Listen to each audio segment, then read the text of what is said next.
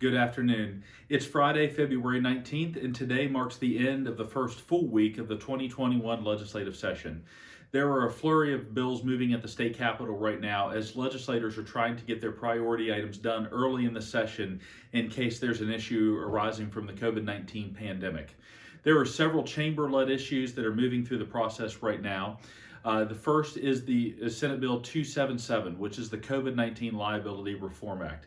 This is a very important bill to the membership of the West Virginia Chamber as it seeks to provide liability protections for those employers who are being responsible and trying to make sure that they're operating while protecting the public health. This bill passed the state Senate today on a 25-9 vote with 2 Democrats in support. So we're very happy to see this bill receive bipartisan support as it makes its way over to the House of Delegates. Senate Bill 275, same numbers last year, but this is the Intermediate Appellate Court. That bill passed out of the Senate Finance Committee earlier this morning, so we're looking for that to get a vote sometime next week. And also charter schools. That's been an issue advocated by the West Virginia Chamber for a number of years.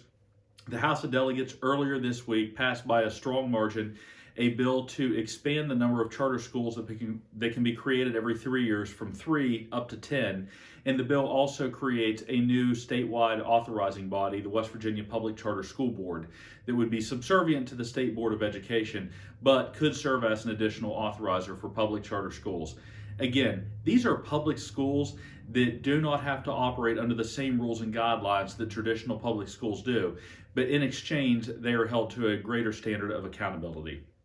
Now, there are several other issues moving at the Capitol. I just wanted to take a minute and highlight those 3.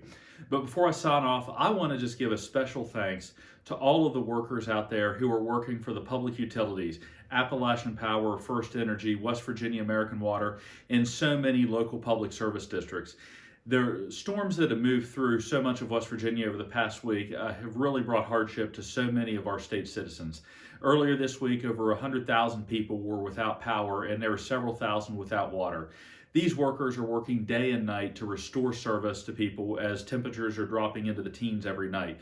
We can't thank them enough for their hard work in going out to restore critical services to the citizens of this state. So if you see those workers out and about, take a minute, just say thank you to them, because that means the world to them as they're climbing these poles in frigid temperatures to restore service.